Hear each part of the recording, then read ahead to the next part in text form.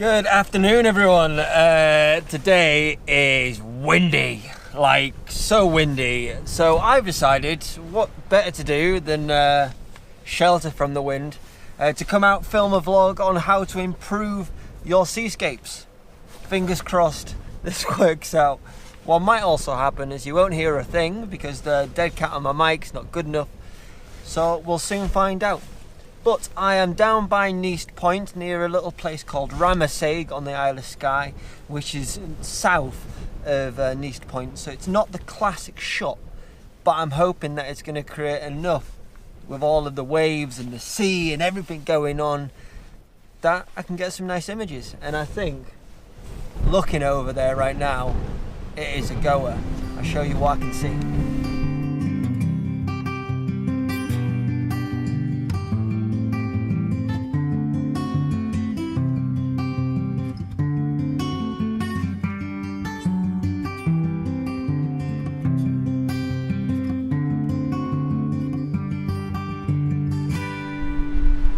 So I've had a little bit of a look around and I don't know what it is. Maybe it's the danger that excites me, maybe it's the no one's ever captured this before, but the composition I want is very precarious, it's very close to the edge. So for this, what I am going to do is I'm going to get set up before I get close. I'm going to take my camera across there and I'm going to see if I like the composition first of all, see if I can work it out with my camera and the lens I've got. But if I can, this is going to be strong. Fingers crossed it's going to be something real special. But right now, the elements are not looking great, but they are looking beautiful. The sultry colours, the dramatics, the sea, the waves, everything that's going on. The waterfall that's getting blown up. Just incredible. Absolutely incredible. Right, fingers crossed this works out.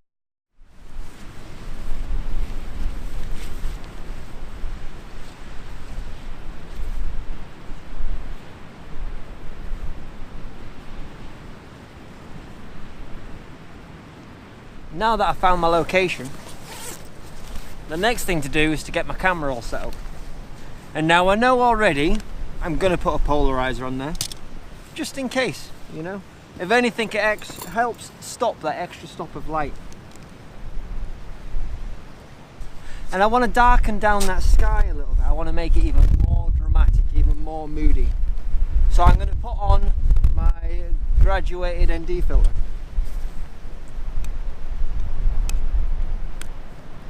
It is a little bit dusty,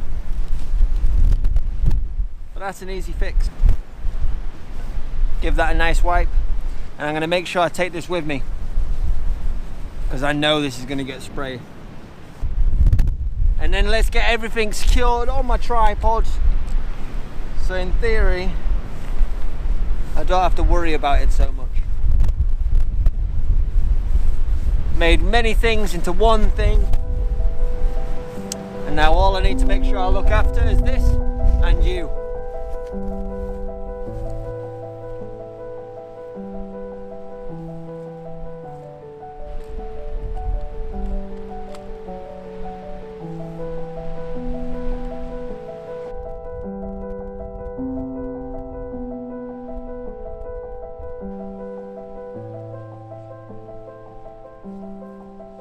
So I did say in the intro, I'm going to help you with your seascape photography and help you improve it, fingers crossed, or at least give you different ways of going about it. So the first thing is dramatic. Seascapes love dramatic. Don't get me wrong, everyone loves going to the beach on a summer's day. Bright sunshine, high clouds, beautiful. Sunsets again, beautiful. But if you're wanting to get a proper nice seascape, one that I like anyway, from my personal taste, drama, dramatics, big waves, strong wind, rain in the distance. These are the things that I think make a solid seascape. So that is my second of my tips, composition. Finding a way of guiding your viewer through that image to what you want them to see, the focal point. and I think I've chosen a pretty good spot. As hairy as it is and as difficult to get to as it was, and as much trust as I'm giving to myself not to fall off the side of it, this is a pretty good composition, and fingers crossed not been photographed too many times before. So in the foreground, as I've got this bunch of rocks here, bottom left hand corner is going to be here. This is going to be my first anchor. Coming round, I've got bottom right hand corner, I've got this beautiful waterfall coming down here, and I'm capturing it as the wind blows up. And then following round again, guiding your eye round, all the way out to Niest Point over here, the little lighthouse on the edge of the peninsula. And that is my composition. It is simple. It is a nice, beautiful sea that takes you all the way around to the lighthouse. My third and final tip is light. It's just, again, the same with all photography. Light is the most important part, and if you haven't got light, then find texture, and then if you can get both texture and light, you are onto a winner. And that's one of the best things about Seascapes.